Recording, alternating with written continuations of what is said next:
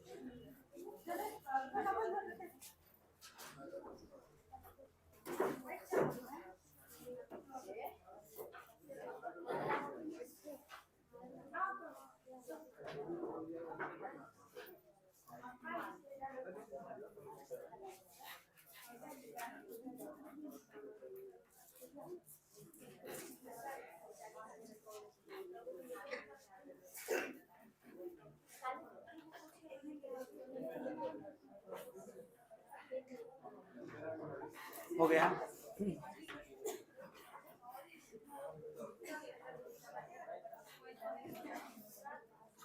चलिए लिखिएगा इसका आंसर। समतल ध्रुवित प्रकाश किस प्रकार उत्पन्न करते हैं, लिखिए।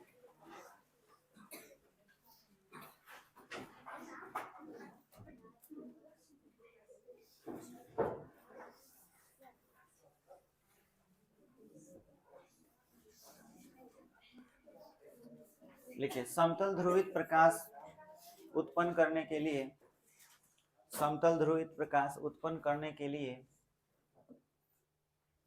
समतल ध्रुवित प्रकाश उत्पन्न करने के लिए पोलेराइडर का प्रयोग किया जाता है। पोलेराइडर का प्रयोग किया जाता है। पोलेराइडर, या आप पोलेरॉइड भी बोल सकते हैं। पोलेराइडर का प्रयोग किया जाता है।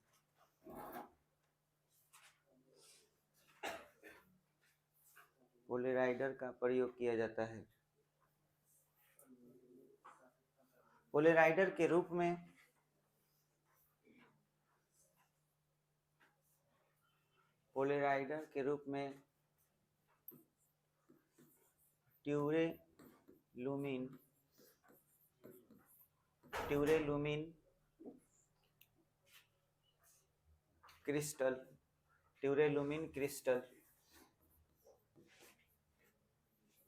ट्यूरेलुमिन क्रिस्टल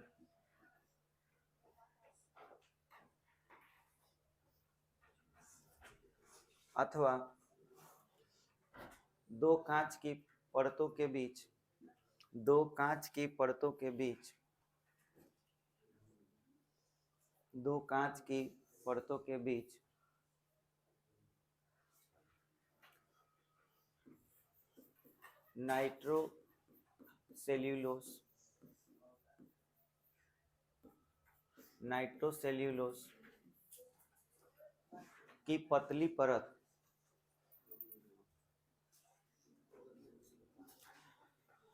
नाइट्रोसेल्यूलोस की पतली परत चढ़ाकर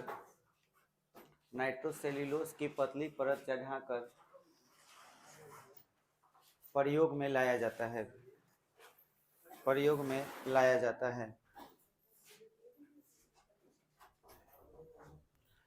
इनसे जैसे ही अध्रुवित प्रकाश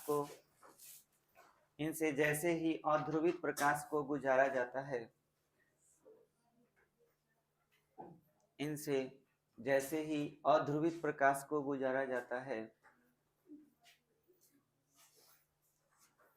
तो ये पोलेराइडर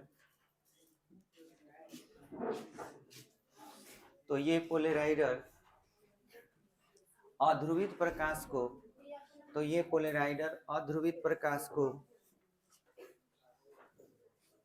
किसी खास तल में बाधित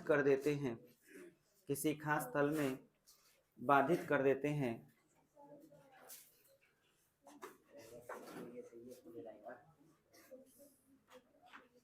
किसी खास तल में बाधित कर देते हैं।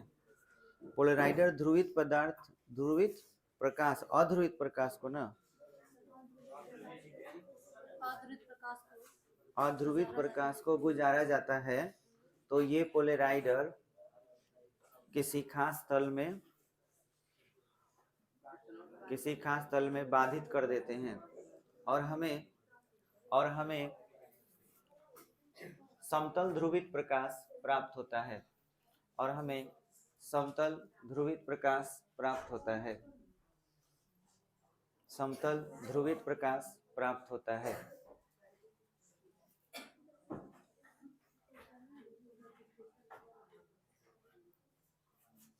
देखिए, मान लीजिए कि आपके पास इस लोकेशन पर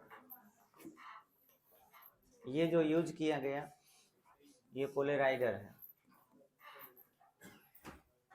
पोलराइडर किस चीज से बना होता है? तो एक क्रिस्टल है जिसका नाम क्या रखा गया? ट्यूरेलुमिन।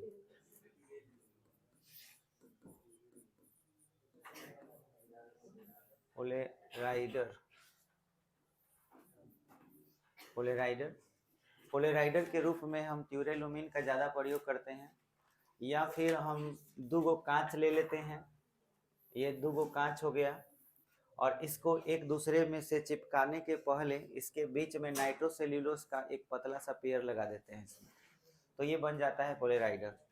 और पोलराइडर जब ये बन जाएगा तो लाइट जब इससे गुजारा जाएगा तो किसी भी एक खास तल में लाइट को ये बाधित कर देगा, और अगर आप इसे घुमाएंगे, इधर उधर घुमाएंगे, तो फिर लाइट पार होने लगेगा। तो किसी खास एक तल में अगर बाधित कर दे रहा है यानी कि प्रकाश ध्रुवित हो गया, तो इसे दिखाया कैसे जाता है? अगर हम इस तरह का एरो दे दें तो समझ लीजिएगा कि ये अध्रुवित प्रकाश है, ये अध्रुवित प्रकाश का सिंबल हो गया, ठीक है। तो ये हमारे हैं अध्रुवित प्रकाश।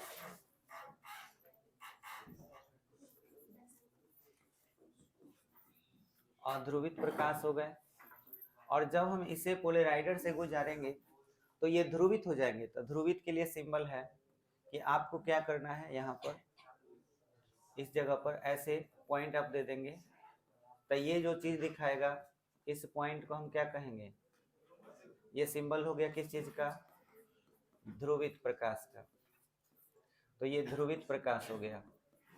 तो बीच में हम पोलराइडर यूज करते हैं तो ये ध्रुवित प्रकाश निकलते हैं, ठीक है।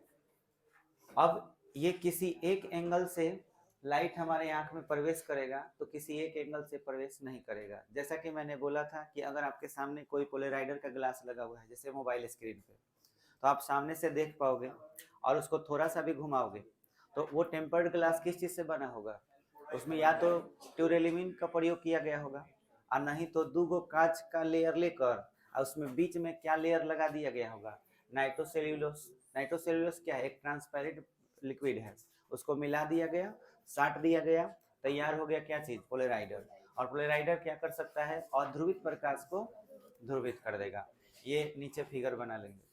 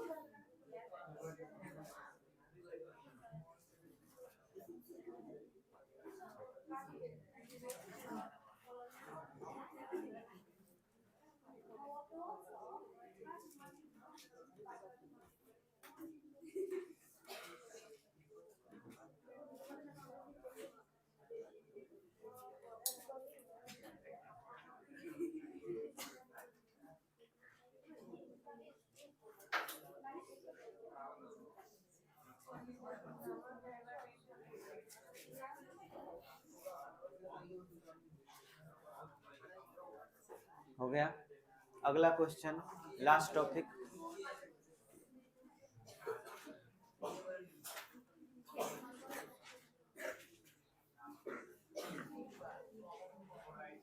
हो गया ना ये?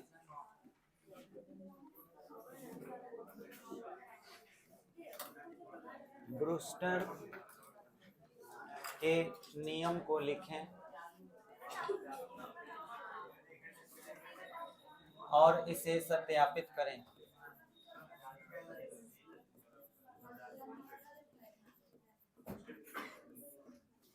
और इसे सत्यापित करें।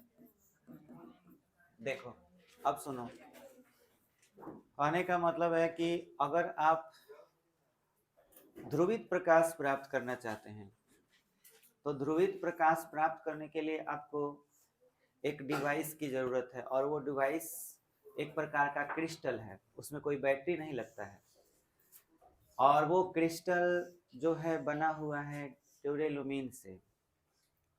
अगर वो चीज़ हमारे पास नहीं है तो हम कांच का यूज करके कांच दो गो पतला पतला ले लेंगे और उसमें बीच में नाइट्रोसेल्यूलोस डाल देंगे और चिपका देंगे, तो हमारा वो तैयार हो गया, क्या बोलते हैं, पोलराइडर तैयार हो गया, प्रकाश को ध्रुवित करने वाला एक डिवाइस। और उससे आप लाइट गुजारिएगा तो किसी एक खास एंगल पर आपको वो चीज़ें जो है दिखने लगेगी। इस तरह की बहुत सारी ट्यूरेलुमीन जैसी क्रिस्टल्स जो हैं आपको अमेजन पे और फ्लिपकार्ट पे अवेलेबल है। अमेजन पे खास करके मैजिशियन लोग मैजिक करने के लिए भी इस चीज़ का यूज करता है। इसमें होता क्या है कि आप खास किस्म का अगर क्रिस्टल लेते हैं, जितना ज़्यादा उसमें डोपिंग किया हुआ होगा उस टाइप का क्रिस्टल अगर आप यूज करते हैं और उसके सामने ला देंगे, तो इंटरेस्टिंग चीज़ ये है कि अगर आप जैसे ही कोई इस तरह के क्रिस्टल का यूज अपने चेहरे के सामने या किसी के हाथ के सामने रखिएगा तो वो हाथ गायब हो जाएगा, दिखेगा ही नहीं।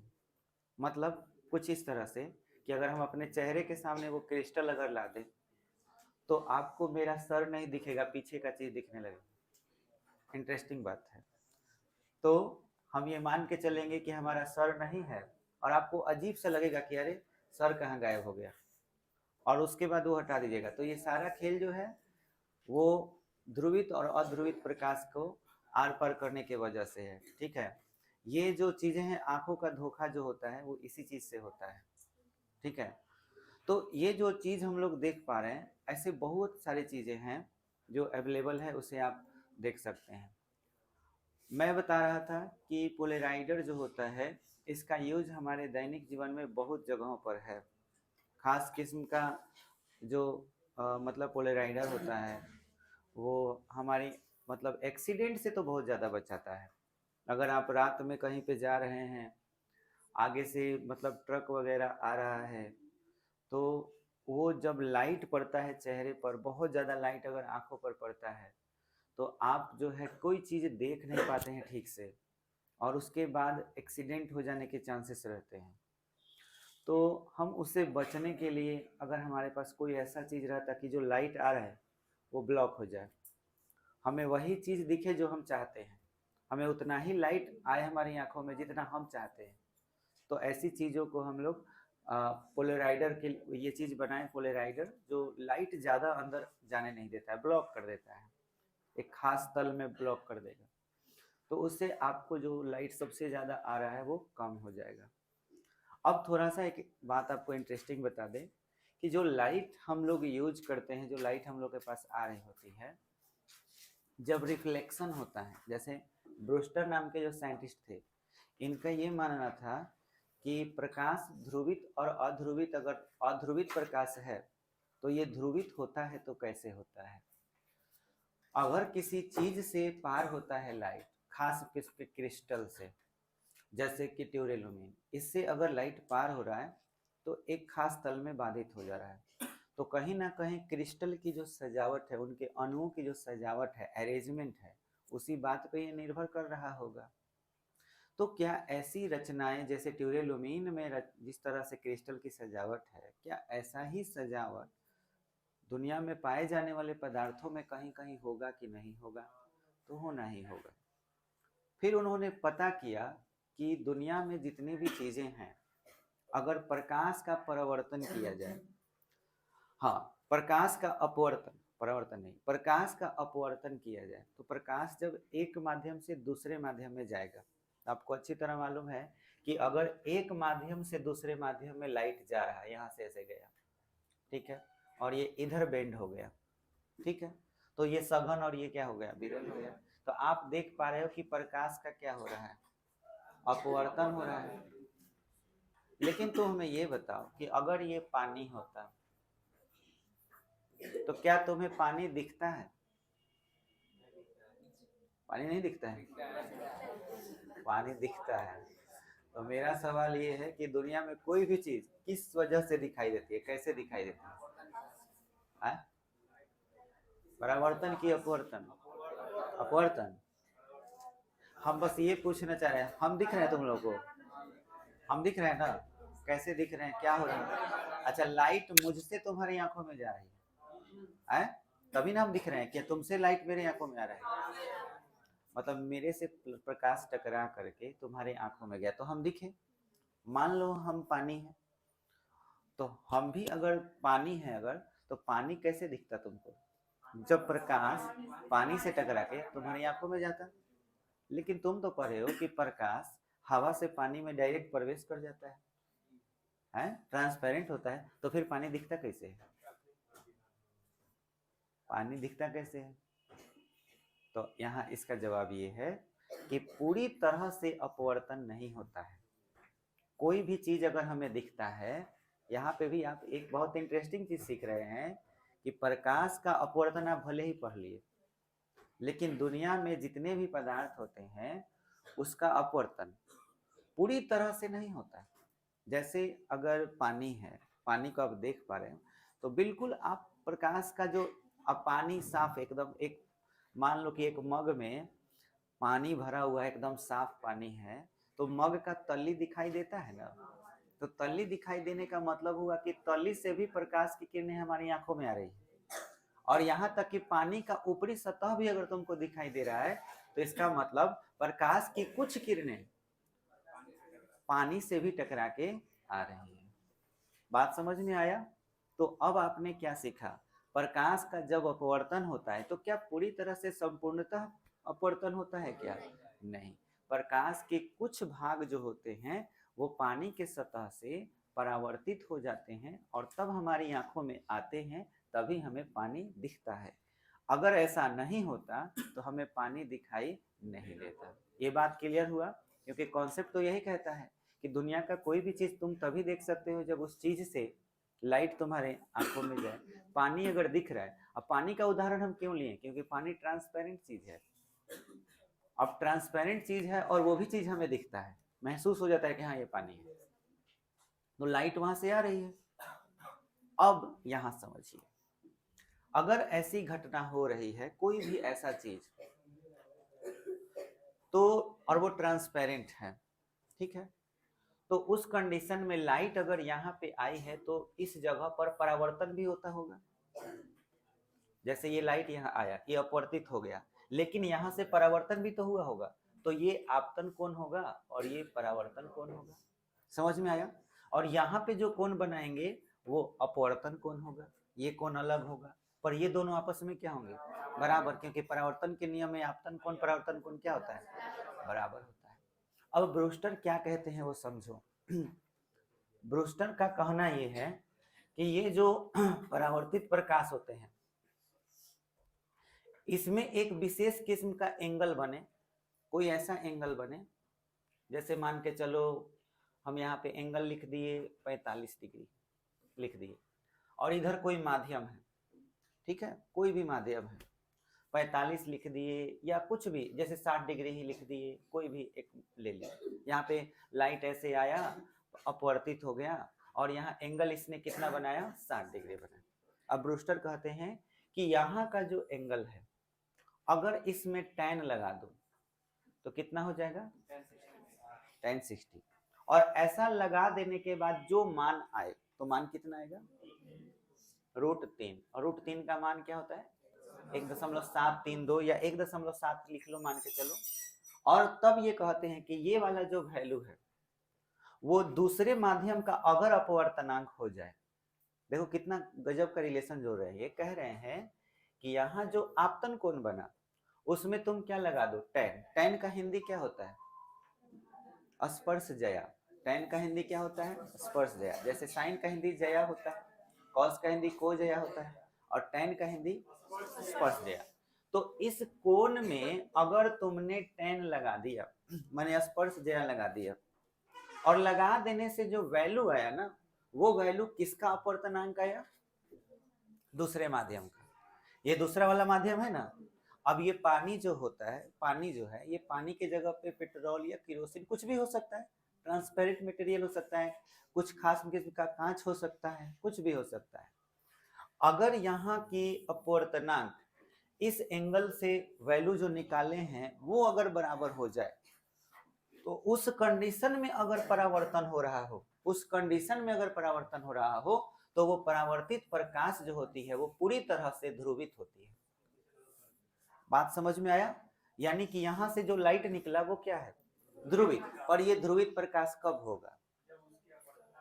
जब tan लगा देने से दूसरे माध्यम का अपवर्तनांक ज्ञात हो जाए, बराबर हो जाए, तो यह जो प्रकाश यहां से परावर्तित होगी। अब हम तुमसे कहें कि यहाँ 45 का एंगल है, अब tan 45 का वैल्यू कितना है? 1 है। हम तुमसे कह रहे हैं कि इसका अपवर्तनांक 1 नहीं, 1 क्या है? 7। तो बोलो क्या ये लाइट ध्रुवित होगा? ये अध्रुवित ही रहेगा। बात समझ में आया? तो ये ब्रूस्टर का नियम था। और उसके अलावा अगर ये ध्रुवित प्रकाश है तो इसे ना तो आपतन कोण कहिए, ना ही आप परावर्तन कोण, ये कुछ मत कहिए। इस कोण का नाम बदल के उन्होंने रख दिया ध्रुवन कोण। समझ में आया? तो ध्रुवन कोण किसे कहेंगे? ध्रुवन कोण किसे कह रहे हो? जिस कोण पर स्पर्श जया लगा दिया जाए तो दूसरे माध्यम का क्या निकल जाए? अपवर्तनांक। तो उसे हम क्या कहेंगे? ध्रुवन कोण। बोलो क्लियर हो गया? अब नियम क्या है सुनो बढ़िया से। अगर हम पूछे कि ब्रूस्टर का नियम क्या है, तो पूरा नियम को, बात को बढ़िया समझना, ठीक है? आपको सीधे सीधे बोलना है कि जब ध्रुवन कोण में, है ना, जब ध्रुवन कोण में स्पर्श जया लगा दिया जाए, ठीक है, जब ध्रुवन कोण में स्पर्श जया लगा दिया जाए और दूसरे माध्यम का अपवर्तनांक ज्ञात हो जाए। समझ में आया? जब ध्रुवन कोण में स्पर्श जया लगा दिया जाए और दूसरे माध्यम का अपवर्तनांक ज्ञात हो जाए, अपवर्तनांक ज्ञात हो जाए, तो परावर्तित प्रकाश ध्रुवित प्रकाश होती है, पूरी तरह से ध्रुवित प्रकाश होती है। परावर्तित प्रकाश पूरी तरह से ध्रुवित प्रकाश होती है। बोलो क्लियर हो गया? इसे हम ब्रूस्टर का नियम कहते हैं। फिर से ध्यान समझिएगा। जब ध्रुवन कोण में क्या लगा दें? स्पर्श जया लगा देते हैं। जब ध्रुवन कोण में स्पर्श जया लगा देते हैं। अब ध्रुवन कोण को याद रखना, थीटा माने कोण हो गया, अब पी से पोलराइजेशन होता है ना, पोल होता है, तो इसलिए यहाँ छोटा सा क्या लिख लेते हैं? पी। तब थीटा पी से किसको सूचित करेंगे? ध्रुवन कोण को। हम इसे ना आई बोलेंगे ना आर बोलेंगे, डायरेक्ट थीटा पी बोलेंगे। तो जब ध्रुवन कोण में स्पर्श जया लगा देते हैं तब tan थीटा पी हो गया। स्पर्श जया लगा देते हैं तो दूसरे माध्यम का अपवर्तनांक, मतलब क्या चीज? म्यू। दूसरे माध्यम का अपवर्तनांक ज्ञात हो जाए तो परावर्तित प्रकाश पूरी तरह से ध्रुवित प्रकाश होती है। कौन कौन बोल सकता है? चलिए सचिन जी बताइए तो।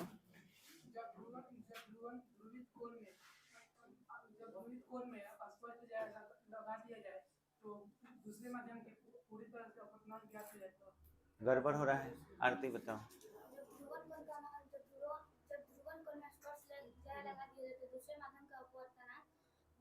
दूसरे माध्यम का अपवर्तनांक बराबर हो जाए और ज्ञात हो जाए तो परावर्तित प्रकाश ध्रुवित प्रकाश होगा।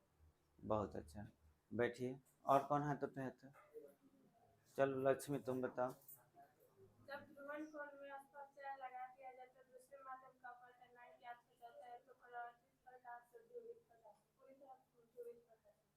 गुड, बैठिए। सुषमा बताइए।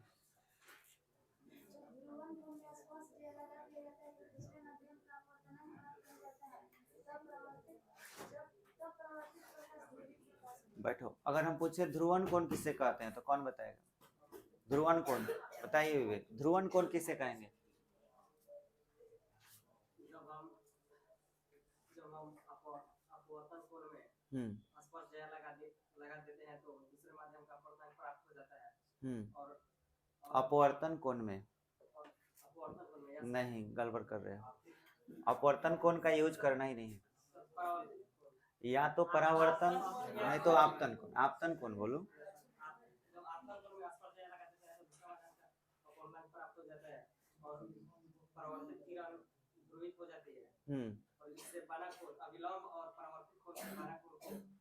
ध्रुवन कोण कहते हैं। बहुत अच्छा। तो मतलब ऐसे आप कोई भी क्वेश्चन इससे आएगा तो कर लीजिएगा।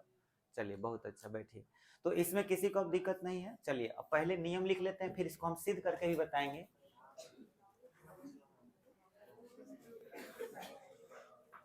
देखिए क्वेश्चन में दो सेक्शन है, एक है ब्रूस्टर के नियम को लिखना है और इसे क्या करना है, सत्यापित। तो पहले आप ब्रूस्टर का नियम लिख के डैश दीजिए। ब्रूस्टर का नियम लिखकर डैश दीजिए। ब्रूस्टर के नियम को ब्रूस्टर का नियम लिखा गया।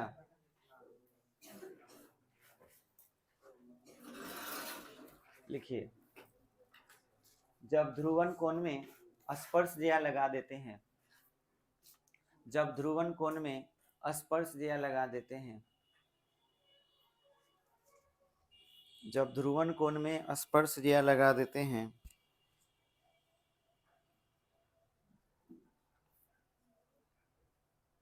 और दूसरे माध्यम का अपवर्तनांक ज्ञात हो जाता है, और दूसरे माध्यम का अपवर्तनांक ज्ञात हो जाता है,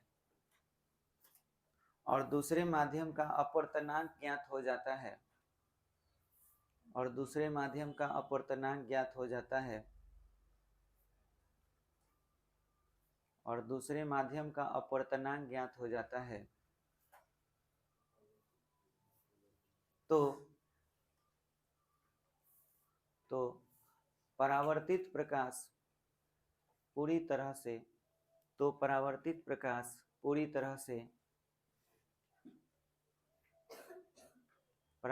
प्रकाश पूरी तरह से ध्रुवित प्रकाश होती है।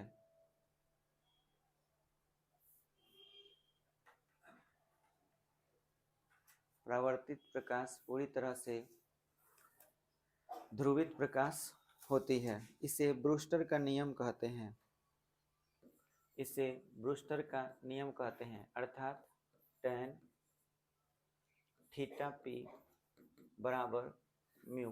कहीं कहीं बच्चों tan थीटा पी के जगह पर IP भी लिखा रहता है, कंफ्यूज नहीं होना है। tan थीटा पी बराबर म्यू। अब इसे साबित करना होगा हम लोग को, ठीक है। तो इसमें कोई दिक्कत नहीं ना है। चलिए अब साबित करके दिखाते हैं आपको कैसे साबित करेंगे। ये हो गया tan theta P equal to mu.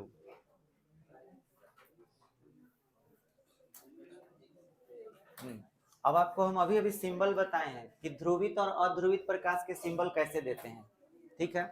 अगर नॉर्मल कोई लाइट ऐसे आ रहा है तो इसके लिए हम अध्रुवन के लिए सिंबल ऐसे देते हैं, अभी बताए हैं। अध्रुवित देना हो तो ऐसे डॉट डॉट दे देंगे। तो देखो फिगर कैसे बनेगा इसका। ये मान लो कि एक तल हो गया, इसके नीचे तुम्हारा कोई माध्यम होगा जैसे सघन, और ऊपर क्या हो सकता है, विरल। ये तुम्हारा क्या हो गया, अभिलंब।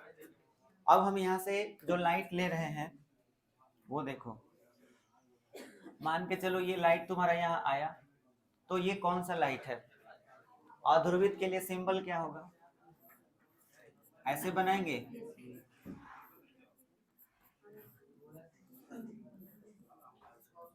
ये अध्रुवित प्रकाश होगा, और यहाँ पे जो कोण बनेगा वो हमारा क्या होगा, थीटा पे, ठीक है।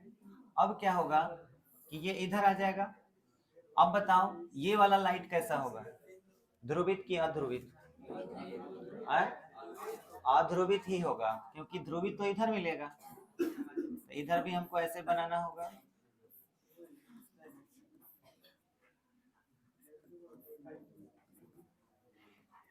ठीक है।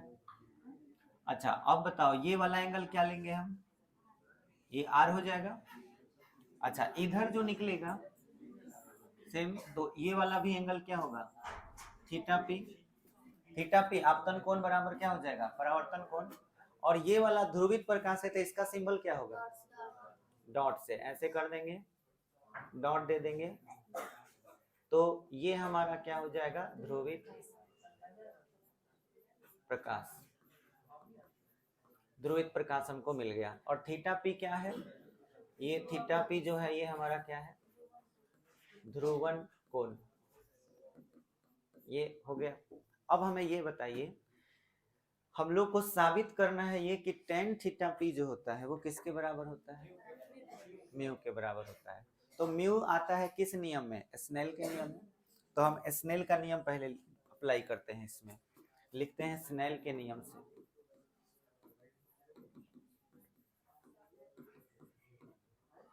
ठीक है, स्नेल का नियम, अच्छा एक मिनट, स्नेल का नियम अप्लाई करने से पहले स्नेल के नियम में आई और आर आता है ना, आप आई का वैल्यू देख लीजिए क्या होगा। यहाँ ठीक से देखिए, ये आई है, ये आई है, ये भी आई ही होगा।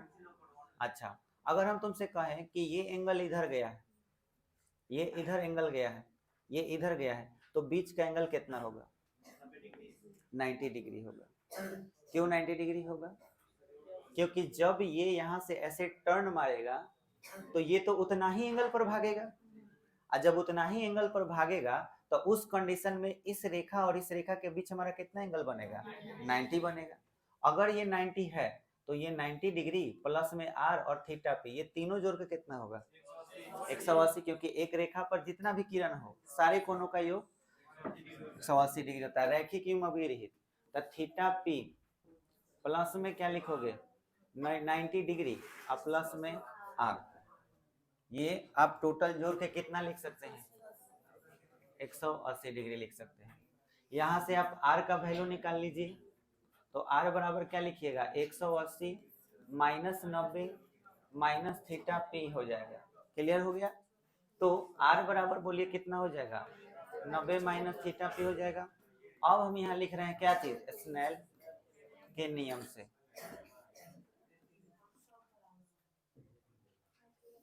स्नेल का नियम क्या कहता है, साइन आई बटा में साइन आर बराबर में म्यू, दूसरे माध्यम का अपवर्तन है।